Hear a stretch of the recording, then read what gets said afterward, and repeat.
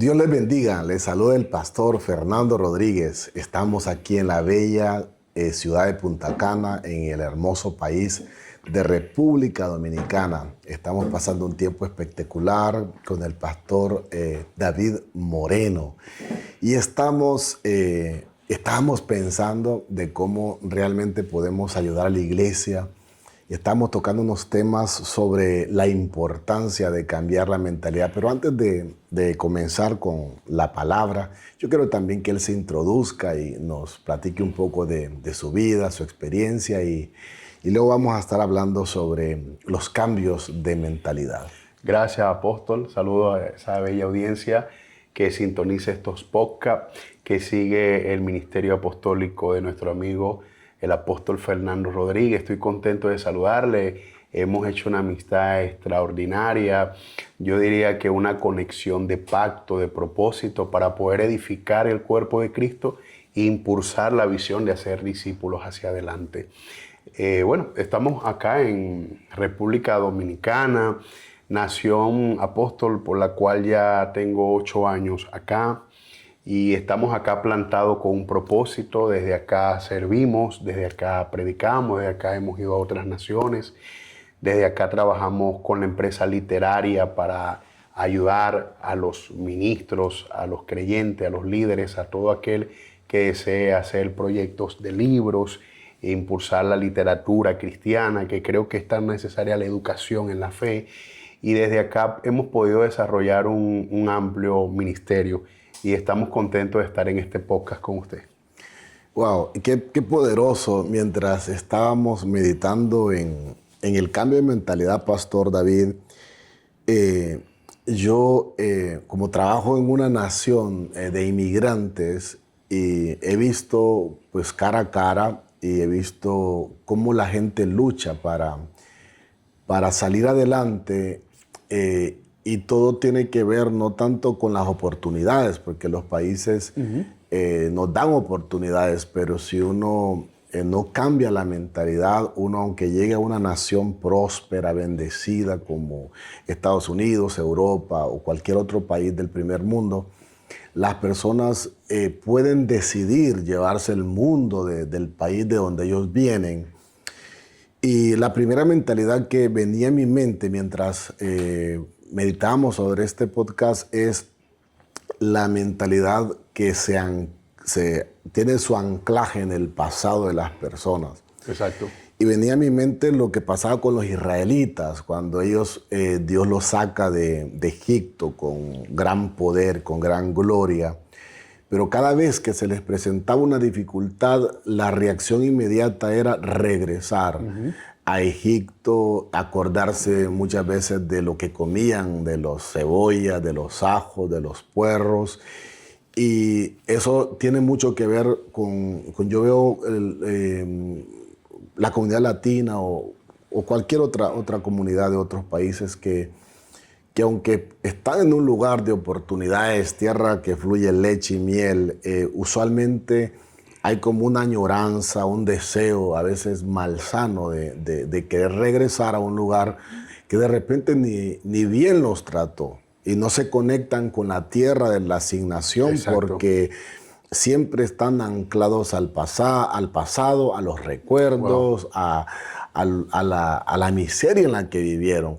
¿Usted puede quizás ampliarnos sobre este tema? Es tremendo porque, bueno, la misma palabra de Dios dice en Isaías 43:18, un mandato de Dios al pueblo: no acordéis de las cosas pasadas, no traigáis a memoria las cosas antiguas. El 19 dice: aquí yo haré algo nuevo, pronto saldrá la luz otra vez. O sea, Dios habla de un de repente. La mentalidad de pasado atrapa al pueblo, atrapa a las personas, atrapa a los creyentes en un sistema y en una esclavitud de la cual no pueden salir. Ahora, en la vida espiritual existen tiempos, existen temporadas y existen estaciones. El pueblo de Israel se quedó una temporada pasada. Cuando usted estudia la Escritura va a notar que Coré y su generación se acercan a Moisés. Le voy a parafrasear la historia. Se acercaron, le prepararon una carta al pastor de la iglesia mosaica del desierto, Moisés, y establecieron que ellos habían visto el Mar Rojo abrirse, ellos habían visto la mano de Dios, ellos habían visto maná, milagro, pero que ellos llegaban a una conclusión. Y la conclusión era que ellos estaban antes mejor allá que aquí. Increíble lo que hace la mentalidad de pasado, lo que hace esa mentalidad que te atrapa en el dolor, en las pérdidas, en el ayer. Ellos expresaron que estaban mejor con la doble carga, pero la Escritura también establece que Dios le da una victoria tan poderosa que lo saca con plata y oro, que le promete que no iba a haber enfermedad en ninguna de sus tribus, que la Biblia expresa que sopla un viento oriental, porque los vientos eran vientos occidentales. Sin embargo, Dios sopla un viento oriental para dividir las aguas y sacarlo de esa temporada de esclavitud.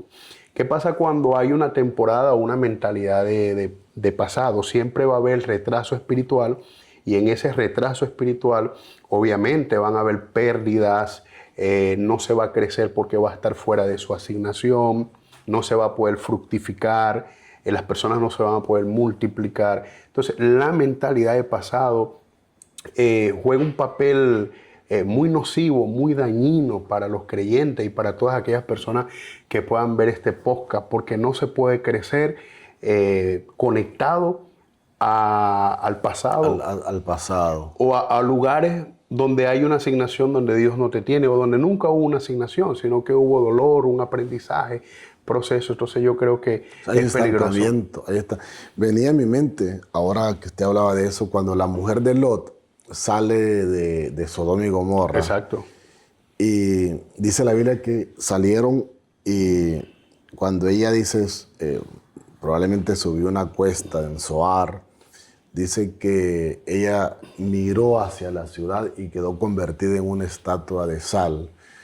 No creo que sea que por ver algo Dios te traiga un juicio tan fulminante, pero creo que hay miradas hacia atrás que son peligrosas. Cuando nosotros miramos el pasado, lo miramos añorándolo o deseando que ese pasado no romper una ligadura con ella. Entonces, hay mucha gente que no avanza en su llamado, hay un estancamiento, hay algo que no los deja porque continuamente están viendo hacia atrás. Hay que ver hacia atrás con la gratitud de que Dios nos sacó de allí. Por ejemplo, Dios le dice a los israelitas, quiero que miren hacia atrás, vean esos egipcios que ustedes... ¿Cómo quedaron atrás? ¿Cómo quedaron atrás? Porque no los verán más. O sea, yo tengo que ver el pasado, gracias a Dios por haberme sacado de allí, pero no con el deseo de regresar. Entonces hay que hacer un rompimiento. Totalmente. Un rompimiento, y la gente a veces me ha juzgado a mí porque dice, no, es que tú no hablas de tu país o no hablas de lo que... Le digo, es que Dios me sacó, me hizo romper cualquier pacto con la tierra, y yo no es que idolatro países, yo no idolatro ni Estados Unidos ni nada, pero yo soy del reino y Dios me dijo, no idolatres culturas, no idolatres mentalidades, porque yo te llevo a algo nuevo que no conocieron tus padres, que Dios tiene cosas nuevas para nosotros siempre, pero hay que traer un rompimiento. Hay que traer un rompimiento. Y el rompimiento, apóstol, comienza con una decisión. La palabra decisión es rompimiento. La Biblia dice en el libro de Job, determinarás a sí mismo una cosa y te será firme. Hay que romper con la maldición de la inconstancia. La inconstancia trae estancamiento, y la inconstancia no nos permite entrar en una temporada de avance. En una oportunidad estaba yo dando una enseñanza sobre las temporadas divinas, y yo enseñaba al pueblo que Dios no nos podía bendecir bajo una temporada de distracción, porque Dios solo nos puede dar lo que nuestro carácter pueda administrar. Y si nuestro corazón está ligado siempre al pasado, ligado a las pérdidas, ligado a la frustración, no un pasado, como usted decía, bajo la ley del agradecimiento, sino un pasado que te esclaviza, entonces allí viene el problema. Dios no nos va a poder entregar algo que nuestro carácter pueda sostener. Y pienso de que es un tiempo, pienso que para la transición tiene que haber una decisión. Ahora, yo he aprendido que la transición que más duele no es la que se hace. La transición que más duele es la que no se hace. Porque muchas veces transicionar duele un poco, la abnegación, si la semilla de grano no cae en tierra y muere, queda solo, no puede dar fruto. El vivir dentro de la voluntad de Dios conlleva una voluntad no condicionada ni parcial, sino una voluntad absoluta. Pues hay decisiones que van a doler, pero van a ser para una transición. Para una transición. Salir de la temporada del pasado es salir de la temporada de la distracción. Y la distracción, apóstol, es enemiga de nuestra promoción. Dios no promueve un hijo que te bajo una temporada de distracción.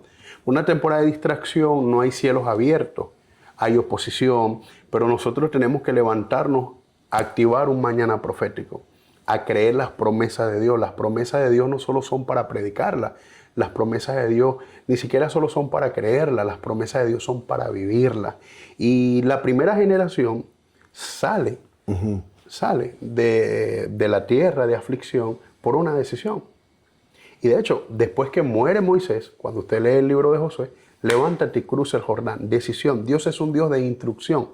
Dios no es un Dios de estancamiento. Dios no es un Dios, de hecho, Dios permite los ciclos, pero Dios no es un Dios de ciclo, Dios es un Dios de constante movimiento.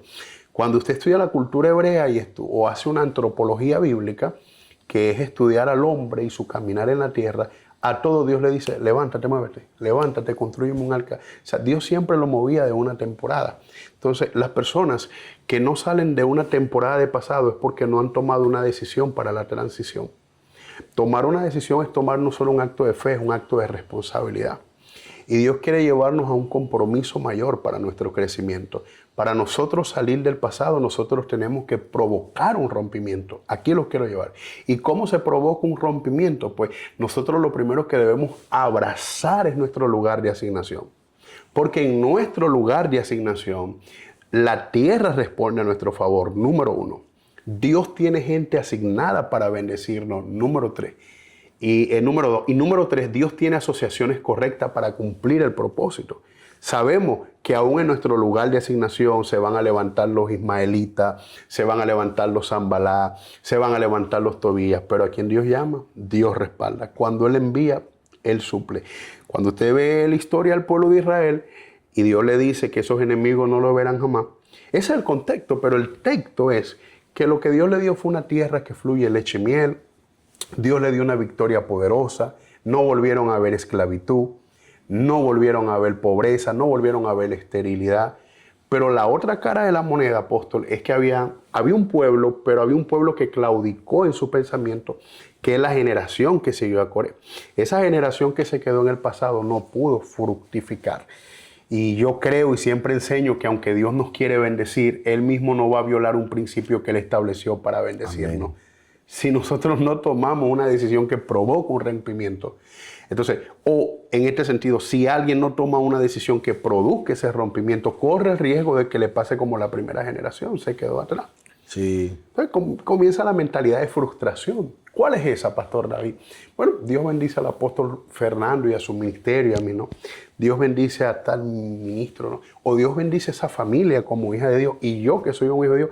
Entonces ahí entra no solo la mentalidad de frustración, entra la competencia y el corazón comienza a desviarse y se enferma, se frustra por no tener los resultados.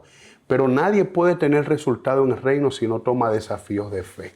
Yo creo que la fe que prospera es la fe que asume desafíos. Amén. No es la fe que titubea, no es la fe que coquetea. El reino es una fe violencia. Una fe violenta, pero en orden. Una fe violenta en cobertura. Una fe violenta en la palabra. Y una fe violenta en el principio bíblico de la fe. Y pues lastimosamente duele decirlo, pero hoy día, valga la redundancia, tenemos a mucho pueblo de Dios con una mentalidad de desierto, con una mentalidad de pasado, porque el pasado es desierto. ¿Y cuál es el problema, apóstol Fernando? ¿Un desierto? No. El problema es que el desierto se nos meta por dentro. Sí. En algún momento de nuestro transitar en Cristo, hemos atravesado una temporada de desierto. El desierto es parte de la rutina dentro de una asignación. De hecho, Lucas 4 dice que el Espíritu llevó a Cristo al desierto, pero no salió como entró. En el 18 dice que salió en el poder del Espíritu. Y una de las cosas que enseño en el libro de Derribando Estructuras Mentales que me preocupa es que hay personas que no viven un desierto, sino que el desierto se les mete por dentro. Y cuando el desierto se les mete por dentro, se quejan por lo que no tenían ayer o por lo que tenían ayer, por lo que no tienen hoy, aunque hoy estén en una temporada de señales y milagros. Sí. El pueblo de Israel estaba en una temporada de señales y milagros. No lo miraban. No lo miraba porque estaban conectados con el ayer, con lo que tuvieron ayer.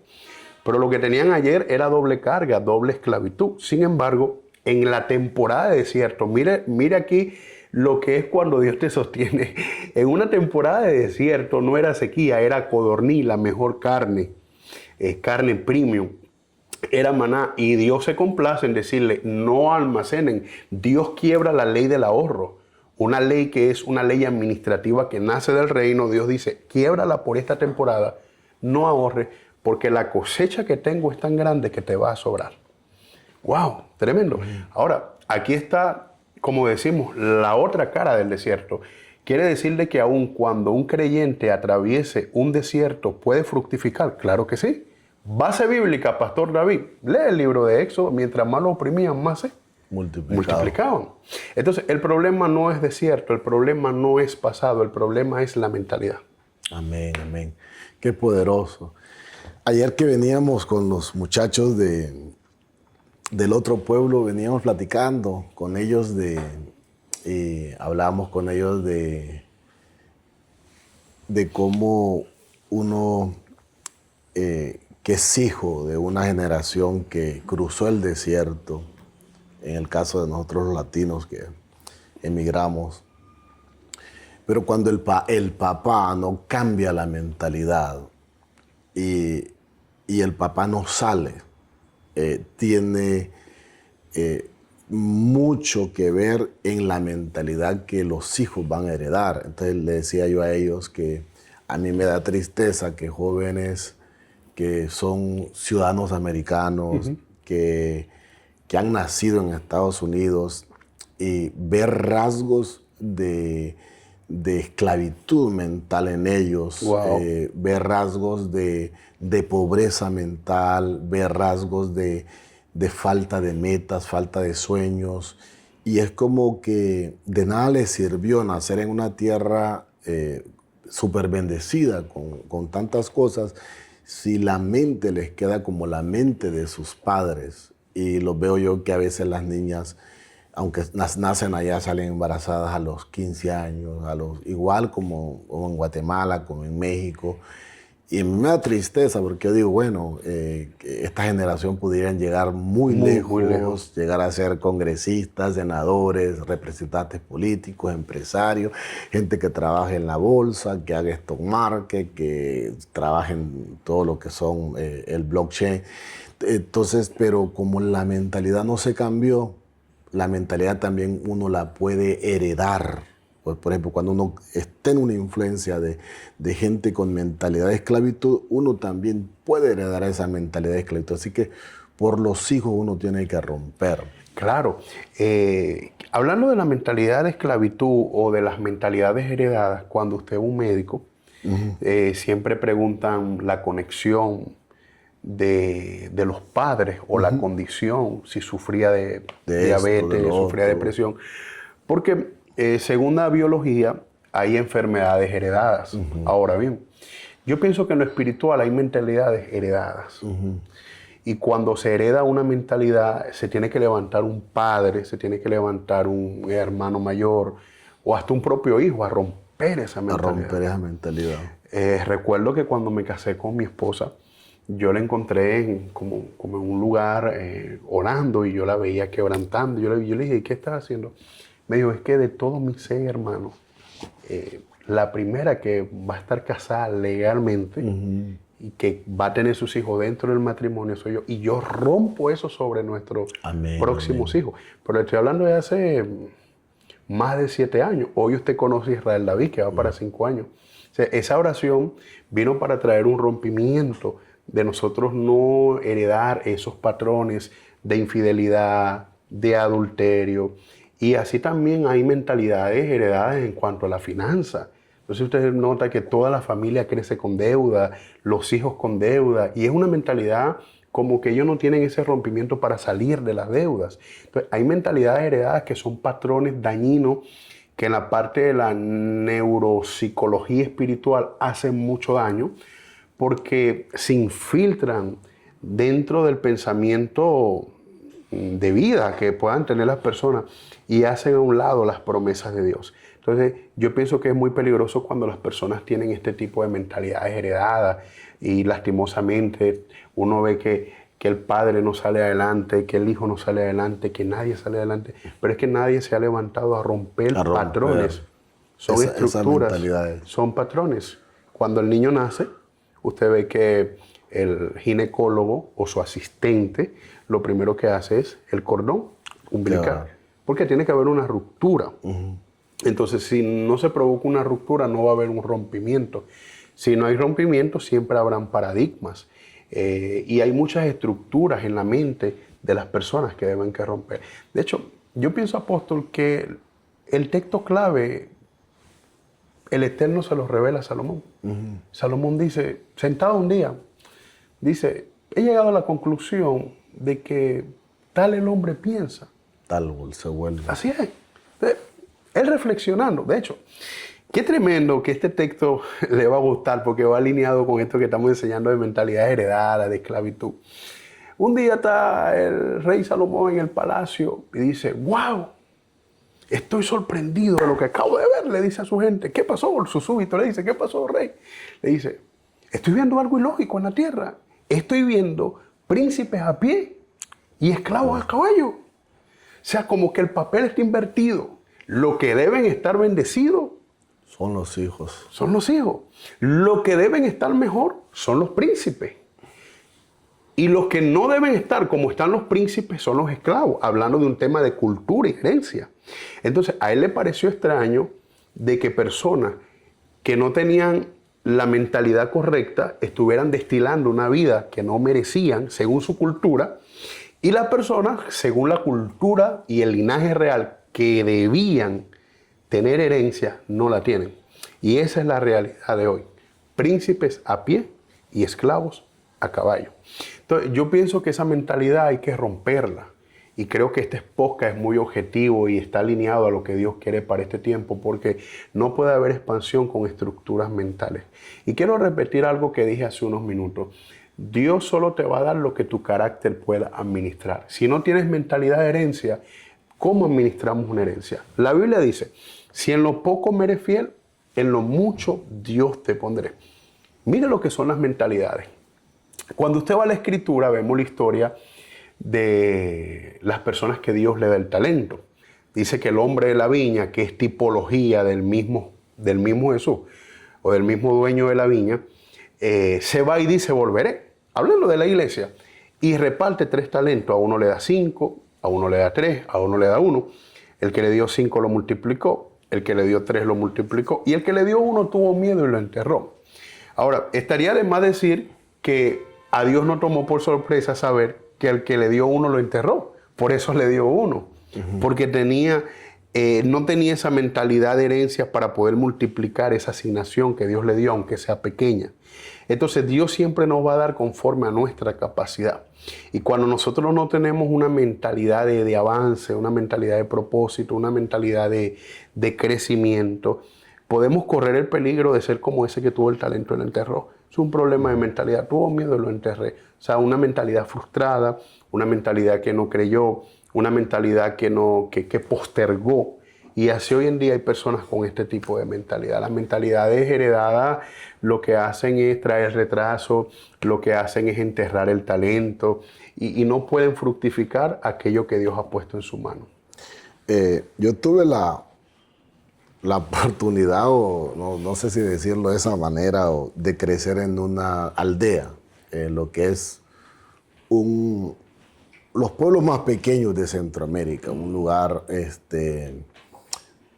pequeño, una comuna de menos de 100 personas. Y yo estaba recordando ahorita que Jesús hace un milagro dice, en una aldea y agarra a un ciego y no sé si era que lo intenta sanar, pero parece que la sanidad no quedó tan bien porque él miraba a los hombres como árboles. Como árboles. Y vuelve a orar por él y ya dice, lo miró bien. Pero algo bien curioso que Jesús le dice que a mí me llama mucho la atención. Y le dice, no regreses a la aldea, porque tu ceguera está relacionada con el punto de origen tuyo. Le dice, no regreses a la aldea. Y yo me he dado cuenta que el peligro a veces de regresar a un lugar donde Dios ya no quiere que usted regrese. Pero las personas son aferradas a estar allí con gente que no cree en ti. El síndrome de Nazaret. Sí, con gente que no te ve como Dios te ha posicionado.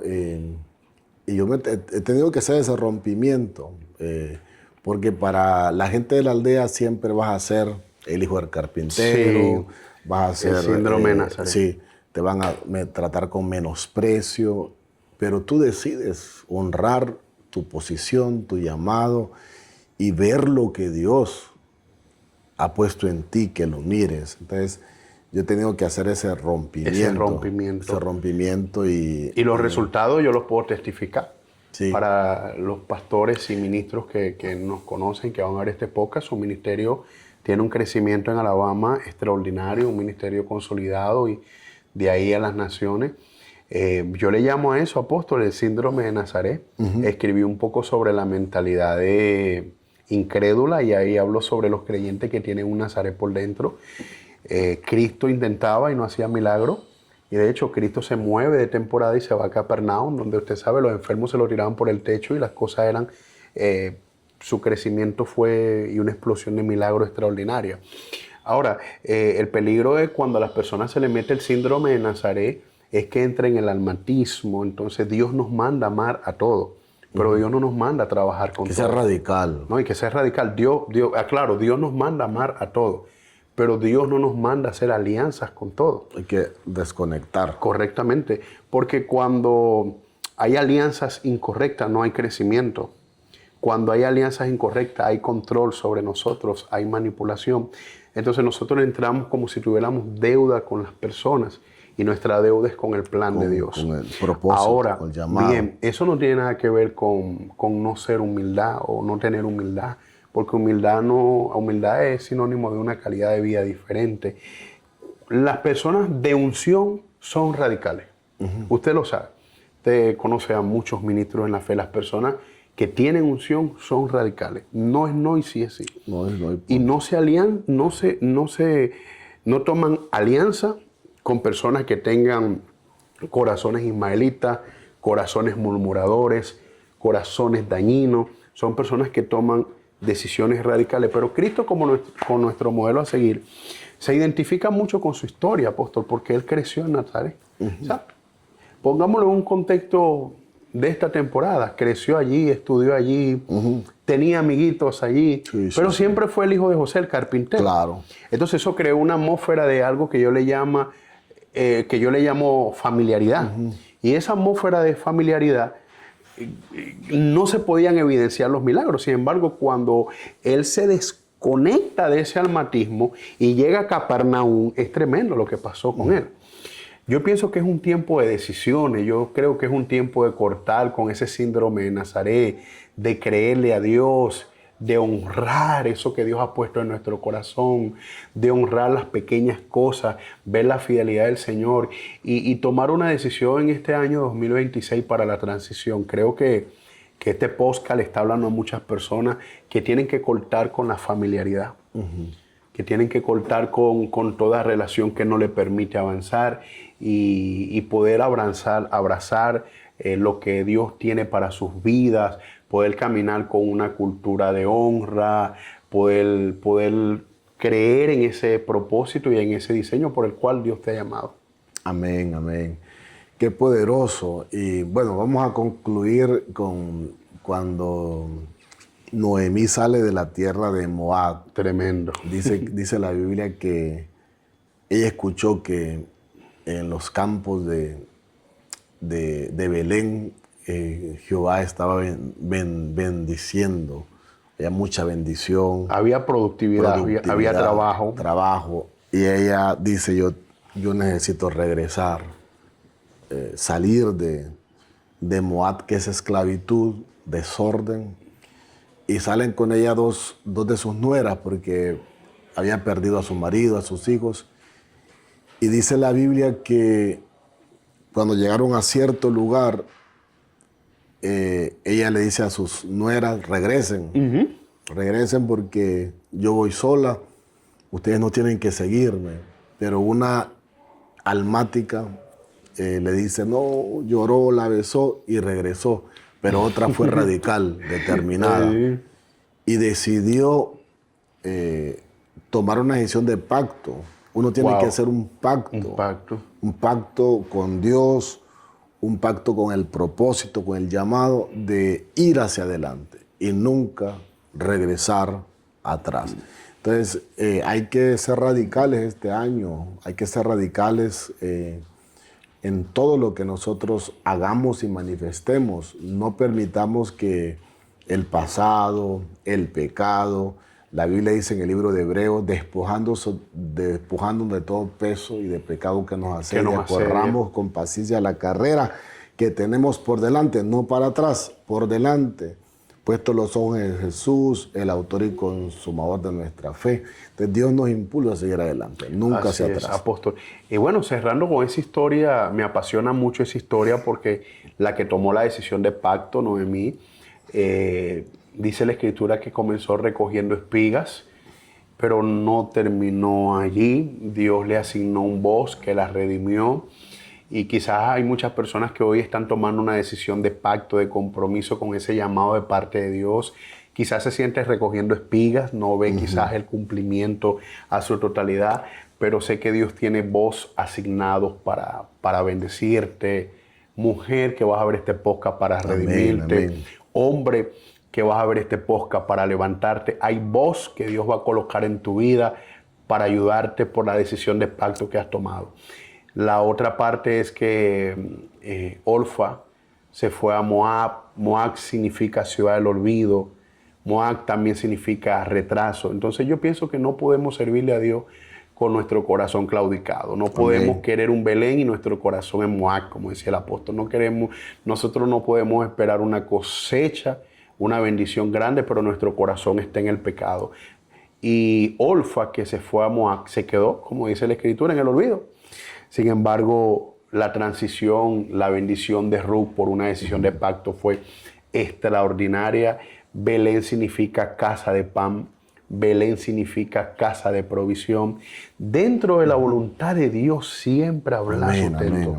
Dentro de la voluntad de Dios siempre habrá provisión. Yo oro en esta hora y desato esta palabra sobre tu vida. Amén. Que dentro de la voluntad de Dios, dentro de tu Belén está tu provisión. Dentro de tu Belén está tu esposo. Dentro de tu Belén está tu esposa. Dentro de tu Belén está tu ministerio, tu empresa. Amén. Yo profetizo en el nombre de Jesús que dentro de tu Belén está tu provisión.